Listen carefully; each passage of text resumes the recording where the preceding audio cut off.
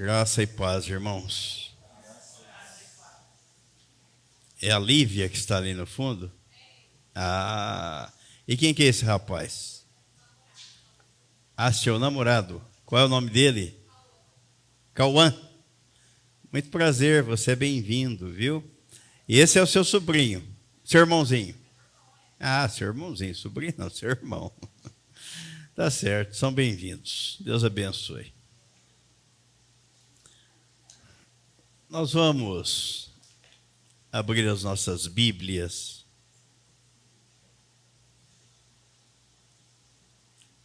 no Evangelho escrito por Mateus, que era conhecido por o nome dele?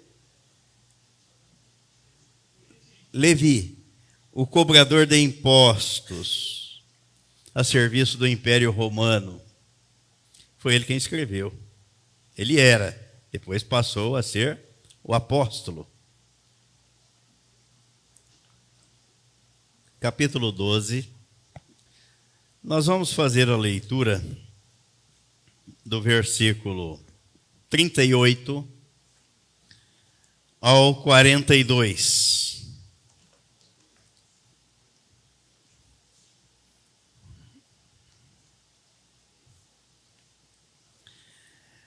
Então, alguns escribas e fariseus replicaram: Mestre, queremos ver de tua parte algum sinal. Ele, porém, respondeu: uma geração má e adúltera pede um sinal, mas nenhum sinal lhe será dado, senão do profeta Jonas. Porque assim como esteve Jonas 3 dias e 3 noites no ventre do grande peixe, assim o Filho do Homem estará 3 dias e 3 noites no coração da terra. Ninivitas se levantarão no juízo com esta geração e a condenarão, porque se arrependeram com a pregação de Jonas. E eis aqui está quem é maior do que Jonas. A rainha do sul se levantará no juízo com esta geração e a condenará, porque veio dos confins da terra para ouvir a sabedoria de Salomão. E eis aqui está quem é maior do que Salomão. Pai Santo, que o Teu Espírito ministre a Tua palavra aos nossos corações, nos dê a revelação dela, o entendimento, a compreensão, para que caminhemos sempre de acordo com a Tua palavra. Em nome de Jesus. Amém.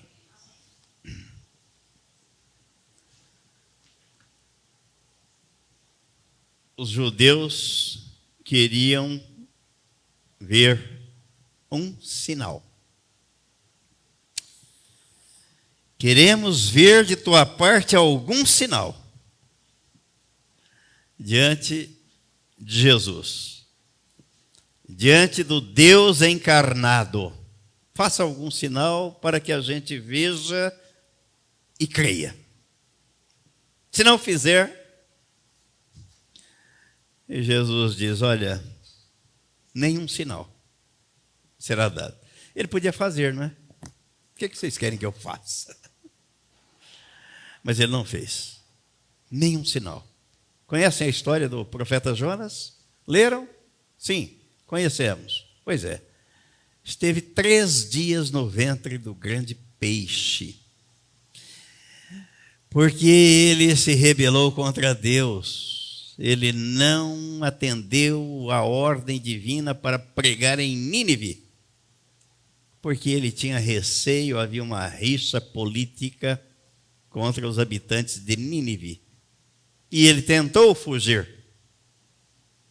Mas ninguém foge de Deus. Ninguém foge. Ao invés de ir para Nínive, ele foi para o sentido oposto. Desceu ao porto da cidade de Jope, comprou a passagem do navio desceu para o navio. Eu lembro que uma vez eu fiz uma pregação sobre isso. Ele só foi descendo. De Jerusalém para Jope, vai descendo. De Jope para o porto, vai descendo. Do porto para o navio, vai descendo. E do navio para o fundo do mar. Porque Deus estava lá, comandando as coisas. E onde é que ele foi parar? Na praia, em Nínive, vomitado pelo grande peixe. Por quê? Porque lá de dentro do ventre do peixe, ele fez uma oração a Deus. Ele reconheceu que ele estava errado e que ele não podia fugir do propósito divino.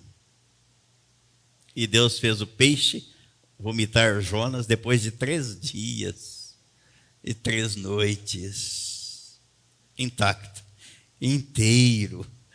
Os sulcos gástricos do peixe não dissolveram Jonas. Milagre? Quer mais milagre? Quer mais milagre? Vai, Jonas, prega lá. E qual foi a pregação de Jonas lá em Nínive? 40 dias e Nínive será subvertida. O rei, a cidade toda. Por certo, ouviram daquele milagre. Esse homem que está aí passou 3 dias no fundo do mar, dentro da barriga do peixe. Então vamos prestar atenção no que ele está dizendo aí, porque tem coisas por trás disso aí. Daqui 40 dias, então vamos arrepender já e vamos voltar para o Senhor. Aí Jesus disse para eles, para os judeus: este é o sinal. Assim o Filho do Homem ficará 3 dias no coração da terra. Olha Jonas prefigurando Jesus. Querem mais sinal? A rainha do sul se levantará no dia do juízo com esta geração e a condenará, porque veio dos confins da terra para ouvir a sabedoria de Salomão. E eis aqui está quem é maior do que Salomão, o grande rei que vocês tiveram e conheceram em Israel. Mas aqui está o filho do carpinteiro, o homem de Nazaré, aquele que vocês rejeitam, maior do que Salomão. Creiam, este é o sinal. Nosso tema hoje é o avivamento pelo Espírito Santo. Sinal, sinais, manifestação de sinais, é sinal de avivamento. Milagres, curas, é sinal de avivamento. O que significa avivar? É para você pensar. Não me responda, mas considere isso. Os escribas e fariseus que acabavam de acusar o Senhor de expulsar demônios, e o contexto aqui deste capítulo 12 mostra tudo isso para nós. Acusavam Jesus de expulsar demônios pelo poder de Beelzebu, o maioral dos demônios. Eu fico pensando, se Jesus ouviu tudo isso, recebeu todas essas afrontas das pessoas, o que esperar da humanidade? O que esperar do ser humano? Agora pedem um sinal, um milagre, para convencê-los de que ele era o Cristo. Faz o sinal, vamos nos render de que de fato o Senhor é o Cristo. Para os escribas e fariseus, os milagres que Jesus operava não eram suficientes para reconhecê-lo como Filho de Deus, como Salvador, como o Senhor. E Jesus se refere a eles, isso também sempre me chama atenção. Versículo 39. Ele, porém, respondeu: uma geração má e adúltera. Jesus não disse assim: olha, quanta gente boa eu vejo aqui, quanta gente alegre, de coração, de natureza boa. Não. Jesus diz: uma geração má e adúltera. Porque do modo como nascemos, já nascemos com essa maldade impregnada no coração. Já trazemos isso do nascimento natural. Por isso que o novo nascimento é a obra que Jesus fez na cruz para erradicar de vez essa natureza má, maligna, adâmica, perversa, egoísta, egocêntrica. Isso não é ofensa. Isso a gente deveria ouvir e dizer: Senhor, você não sabia, é assim? Então, muito obrigado, porque o Senhor Jesus fez isso por mim na cruz, me incluindo no corpo dele para implantar em mim a tua natureza, a natureza divina, porque eu nasci com a natureza adâmica, maligna, e religião nenhuma pode fazer isso, nada pode fazer isso, só Jesus. E esse é o maior sinal.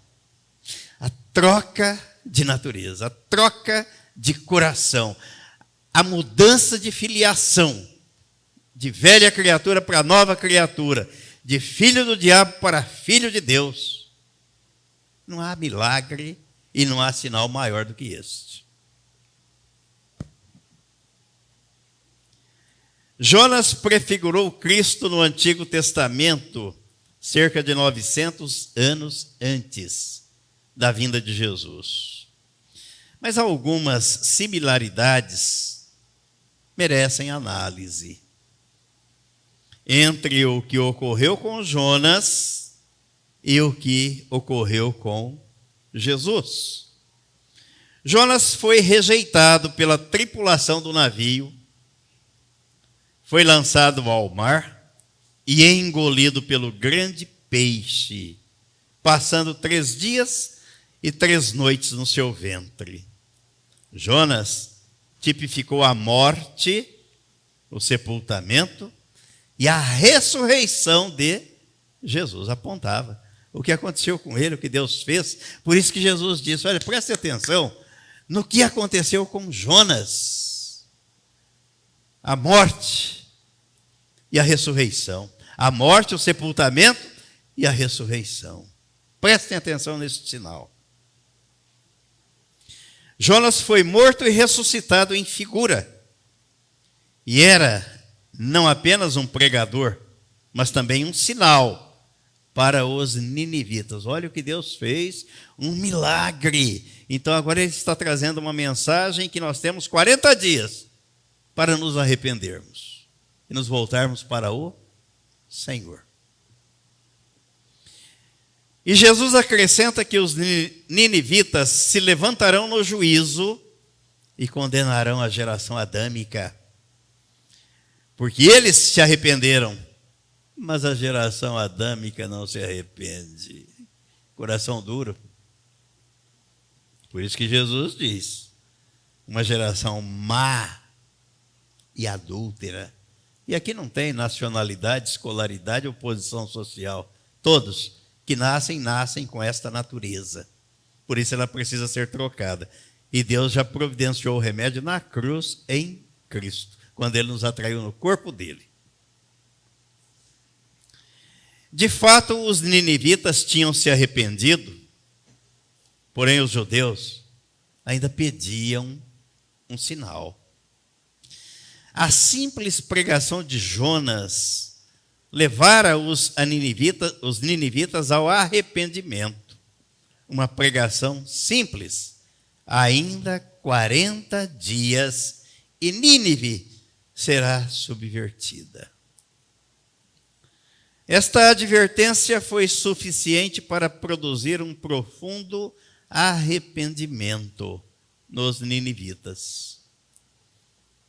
Aquela cidade cuja maldade tinha subido até Deus, pois se prostrava perante os seus ídolos. houve arrependimento. O profeta tinha de aprender esta verdade elementar: o amor de Deus. Deus nos salvou por amor, não porque fizéssemos algo bom para Ele, ou porque merecêssemos coisa alguma. É pela graça que somos salvos. Amou ao mundo de tal maneira que enviou seu Filho para nos salvar. O amor de Deus para com todas as suas criaturas é universal. Tal é o tipo de Jonas no Novo Testamento, rejeitado e lançado ao mar, morto e ressuscitado. Jesus, rejeitado e levantado numa cruz, morto e ressuscitado. Assim, Jesus deve ser apresentado hoje. Eis o sinal, eis o milagre dos séculos, dos milênios. O Verbo encarnado, o Deus eterno, o Criador dos céus e da terra, nasceu de uma virgem, habitou entre nós cheio de graça e vimos a sua glória. João capítulo 1, João capítulo 1, versículo 14. O Verbo se fez carne e habitou entre nós, cheio de graça e de verdade. E vimos a sua glória, glória como do unigênito do Pai. É com isto que Deus se ocupa. E com estes fatos maravilhosos, o Deus Trino tem se encarregado de trazer, de levar, de propagar a mensagem do Evangelho. E foi isso que Jesus disse na reunião do Conselho da Trindade. Pai, o Filho e o Espírito Santo se reuniram em conselho. Vejam o que Jesus disse e foi relatado pelo autor da carta aos Hebreus no capítulo 10. Capítulo 10, versículo 5 ao 9. Por isso, ao entrar no mundo diz: sacrifício e oferta não quiseste. Antes um corpo me formaste. Não te deleitaste com holocaustos e ofertas pelo pecado. Então eu disse. Então alguém está falando. Então eu disse: eis aqui estou. No rolo do livro está escrito a meu respeito, para fazer, ó Deus, a tua vontade. Depois de dizer como acima, sacrifícios e ofertas não quiseste, nem holocaustos e oblações pelo pecado, nem com isto te deleitaste, coisas que te oferecem segundo a lei, então acrescentou: eis aqui estou para fazer, ó Deus, a tua vontade. Remove o primeiro para estabelecer o segundo. Jesus, no conselho da Trindade, se colocou à disposição do Pai. Pai, estou aqui para fazer a tua vontade. A tua vontade é salvar a humanidade, Então pode me enviar que eu vou à cruz para salvar a humanidade. Foi aquilo que o anjo disse a Maria, a José. Aliás, a Maria não, a José. No capítulo 1 de Mateus, Mateus capítulo 1, no versículo 21, ao anunciar o nascimento de Jesus, o anjo disse o que é que ele viria fazer. Mateus capítulo 1, versículo 21. Ela dará à luz um filho, e lhe porás o nome de Jesus, porque ele salvará o seu povo dos pecados deles. Essa foi a missão que ele recebeu. Veio, foi à cruz e cumpriu a vontade do Pai, de salvar a humanidade do lodaçal do pecado, do império das trevas e transportar as novas criaturas para o reino de Deus. Onde é que está o reino de Deus? Onde é que está? Passa o endereço aí que eu quero chegar lá. Os fariseus, sempre eles, questionadores, perguntaram para Jesus. Lucas capítulo 17.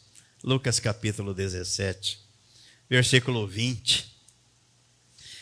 Interrogado pelos fariseus sobre quando viria o reino de Deus, Jesus lhes respondeu: não vem o reino de Deus com visível aparência. E nem dirão, ei-lo aqui ou lá está, porque o reino de Deus está dentro de vós. Onde é que está o reino de Deus? Aqui dentro. Aqui dentro. A Trindade habita aqui dentro. A Trindade. O trono aqui dentro. O lugar da adoração. A casa de oração, onde os regenerados vêm com esse propósito para adorar ao seu Senhor, para cultuar ao seu nome, para ter comunhão com Ele e uns com os outros. A cruz, vertical, comunhão com Deus. Horizontal, uns com os outros. É espiritual. O Senhor Jesus veio do céu a fim de ser o meio indispensável, seguro e certo para que outros pudessem participar desta união. Se ele não tivesse descido, não poderia ter nos levado ao reino de Deus. Não teríamos nova vida. Temos a nova vida porque ele veio dar a sua vida e ofereceu na cruz do Calvário como oferta pelo pecado. Está aqui a conta que vocês não podiam pagar. Estou quitando a dívida. Agora vocês estão livres, libertos para adorar ao Pai em espírito e em verdade. O homem, tal como é aqui na terra, encontra-se incapaz de receber a bênção que vem do alto. Por isso ele tinha que ser remido. O pecado devia ser expiado, retirado e tratado de acordo com a verdade do seu estado. Só a morte do pecador resolve definitivamente o que Jesus disse aqui: uma geração má e adúltera. Só a morte para o pecado pode resolver isso. Pela fé, morri para o pecado no corpo de Cristo. Cristo levantado da terra atraiu a si toda a humanidade, a fim de que todo aquele que nele crê tenha vida eterna. Porque Deus enviou o seu Filho ao mundo, não para condenar o mundo, mas para que o mundo fosse salvo por ele. A salvação não é uma resposta de Deus a algo existente no interior do homem. Ela é produto da completa ação e da sua inteira graça. Ele foi movido por amor, por graça e por misericórdia. Ai, Deus me salvou porque eu mereço. Não, ele me salvou porque ele me ama e não queria que eu fosse parar no inferno. Quis trocar a minha filiação para que eu pudesse ser filho dele. Os judeus pediram um sinal. Os mais assombrosos milagres e sinais podem ocorrer diante dos nossos olhos. E eles já tinham presenciado vários sinais, vários milagres. Mas como eles contestavam a autoridade de Jesus, afrontavam o seu poder, estavam sempre testando Jesus. Mas preste atenção nisso. Os mais assombrosos milagres e sinais podem ocorrer diante de nossos olhos e não mudar o nosso coração. Podemos ver mortos sendo ressuscitados, aleijados andando, cego vendo, surdo ouvindo, mudo falando, mas isso não troca a nossa natureza. Não troca a nossa filiação. E os judeus queriam ver mais sinais, como hoje. Há uma pleiade de gente ávida por sinais. Os sinais podem produzir eventualmente algum efeito transitório ou de bem-estar. A pessoa fica extasiada, deslumbrada, mas isso é passageiro. Mudanças reais somente poderão acontecer se a nossa consciência for levada à cruz, na presença divina, e o nosso coração exposto à ação imediata da verdade pelo poder do Espírito Santo. Então, primeiro eu preciso gerar e ganhar e ter consciência de que eu nasci morto para Deus, mas que Ele me deu vida em Cristo. E pela fé eu recebo, eu me aproprio, eu tomo posse. Eu quero que isso seja uma realidade na minha vida. Eu não quero ficar aqui repetindo igual papagaio, que eu fui atraído, crucificado, morto, sepultado e ressuscitado com Cristo. Mas eu quero que isso seja uma realidade na minha vida, uma experiência. Então eu preciso gerar consciência e trazer isso para a minha realidade.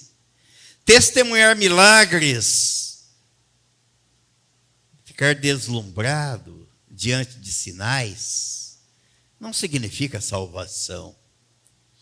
Tem que haver troca de coração, nova vida, nova natureza, natureza divina. Se eu nasci com a natureza de Adão, que me inclinava para o mal, na ressurreição com Cristo eu ganhei a natureza divina que me inclina para as coisas espirituais de Deus. Milagres e sinais não podem comunicar a nova realidade no nosso interior. O reino de Deus está dentro de vós. Consciência. Os judeus pediam um sinal, como os gregos buscam sabedoria. Na primeira carta aos Coríntios, no capítulo 1,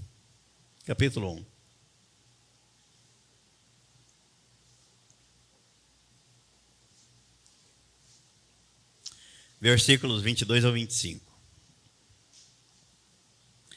Porque tanto os judeus pedem sinais, como os gregos buscam sabedoria. Mas nós pregamos a Cristo crucificado, escândalo para os judeus, loucura para os gentios. Mas para os que foram chamados, tanto judeus como gregos, pregamos a Cristo, poder de Deus e sabedoria de Deus. Porque a loucura de Deus é mais sábia do que os homens, e a fraqueza de Deus é mais forte do que os homens. Esse quadro não mudou. Ainda hoje a humanidade anda deslumbrada, ávida por sinais. Quero ver milagres. E lugares onde isso é enfatizado e passa a ser o centro da mensagem, da pregação e da reflexão, vive lotado de gente. Mas isso não muda o coração de ninguém. Isso não dá nova vida a ninguém. E cuidado com os sinais, cuidado com os milagres, porque o apóstolo Paulo, na segunda carta aos Coríntios, no capítulo 11, segunda carta aos Coríntios, no capítulo 11, ele traz uma recomendação, faz uma observação, que nós devemos prestar muita atenção e ter muito cuidado. 2 Coríntios 11, versículo 12. Ele diz assim, a partir do versículo 12. Mas o que faço e farei é para cortar ocasião àqueles que a buscam com o intuito de serem considerados iguais a nós, naquilo em que se gloriam. Porque os tais são falsos apóstolos, obreiros fraudulentos, transformando-se em apóstolos de Cristo. E não é de admirar, porque o próprio Satanás se transforma em anjo de luz. Não é muito, pois, que os seus próprios ministros se transformem em ministros de justiça. E o fim deles será conforme as suas obras. Então, quem vive à procura de sinais e de milagres pode incorrer nesse risco. De repente, se depara com sinais e milagres que não vêm de Deus.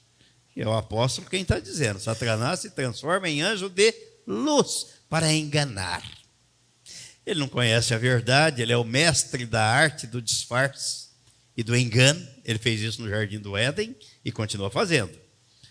Então nós não vivemos, não caminhamos pelos sinais, mas é pela fé. O justo vive pela fé. A fé é acreditar que aquilo que está escrito aqui se torna uma realidade na minha vida. Daí para frente eu vou ver a diferença. Verei e terei que ver diferença. Mas procurar sinais. Jesus está dizendo: nenhum sinal será dado. Prestem atenção no que aconteceu com o profeta Jonas. A nova vida, ela é comunicada pela semente incorruptível do Evangelho de Cristo, gravada no coração pelo poder do Espírito Santo.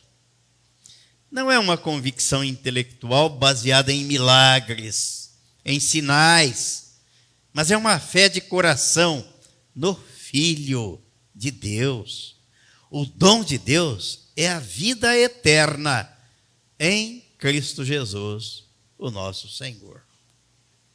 O avivamento, produzido pelo Espírito Santo, ele começa com o convencimento do pecado, da justiça e do juízo de Deus. Passa pela distribuição de dons e talentos. Esta é a ordem que a Bíblia nos mostra. 1 Coríntios 12, o apóstolo Paulo mostra os dons que são distribuídos pelo Espírito Santo. Jesus, quando falou do novo nascimento, ele falou que o novo nascimento é como o vento que sopra. Você não vê, mas você sente os seus efeitos. Eu não vi. Não é nada no físico, é espiritual. E Jesus disse: o vento sopra onde quer. O Espírito Santo primeiro nos convence do pecado, da justiça e do juízo de Deus. Convenceu? Convenceu. Creu e foi batizado. Agora ele vai distribuir dons. Aliás, a Trindade, né? Romanos 12, Efésios 4 e 1 Coríntios 12. Os dons dados por Deus, por Jesus e pelo Espírito Santo. Para quê? Para o corpo de Cristo. Para que o corpo de Cristo se fortaleça, cresça e caminhe, sendo guiado pela direção que é a cabeça, Cristo. É para isso.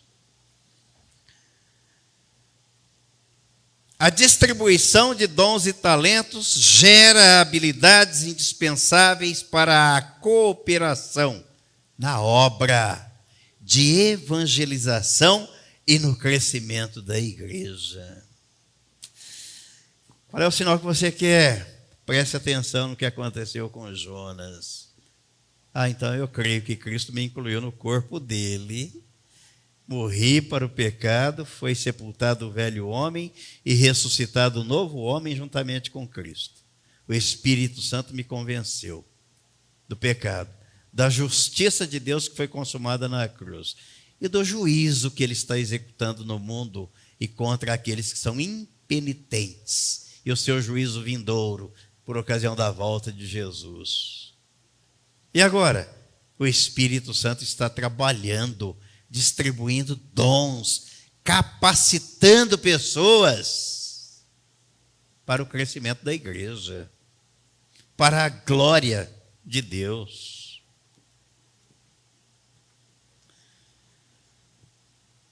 Isto não foge, não esconde a necessidade de proclamar as virtudes daquele que nos chamou das trevas para a sua maravilhosa luz e expressa a disposição de renovação da mente de forma diária, dentro do processo de santificação progressivo, contínuo, para experimentar a boa, perfeita e agradável vontade de Deus.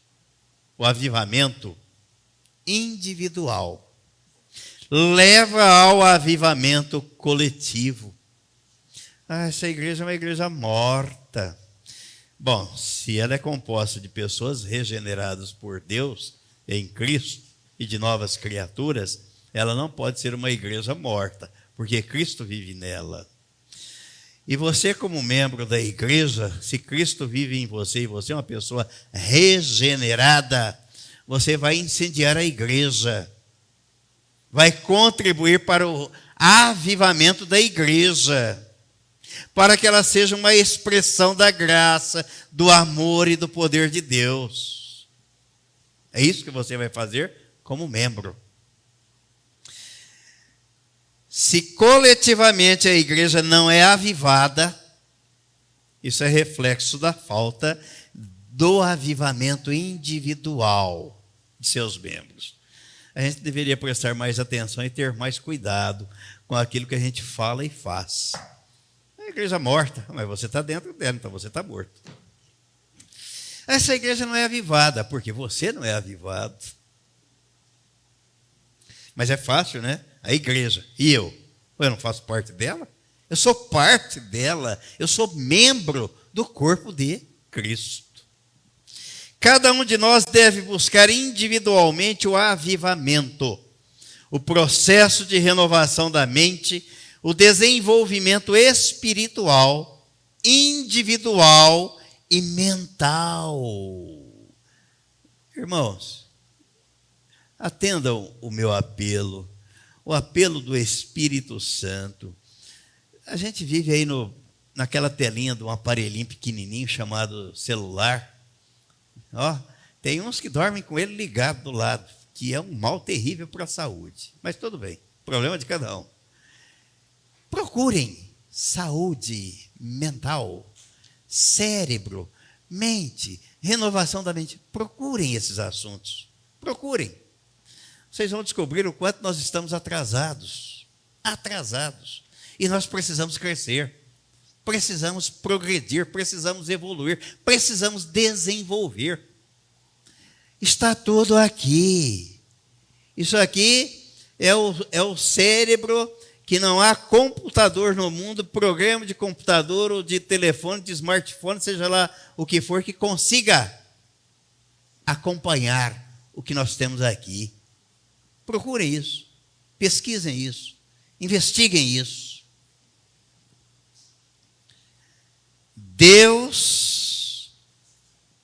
Precisamos nos livrar das crenças limitantes, impedem o nosso crescimento como indivíduo, como ser humano.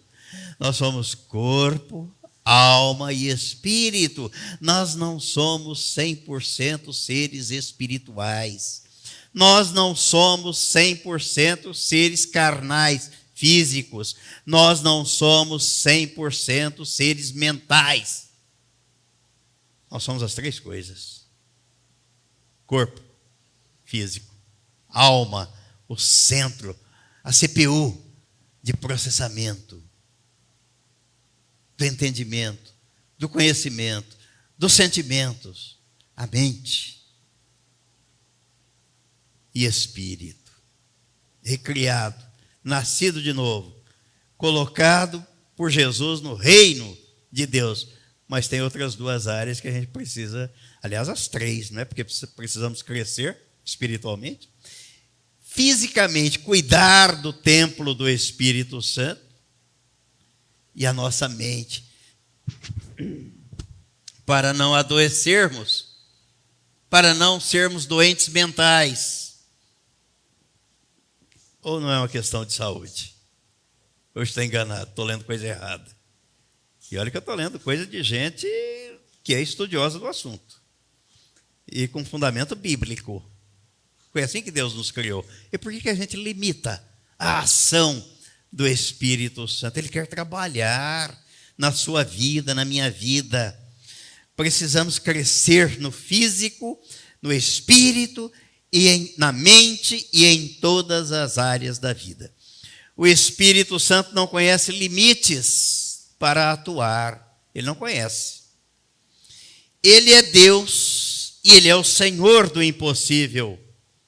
E se vivemos baseados no que Ele quer fazer em nós e através de nós, é interessante a gente orar e pedir para Deus, né?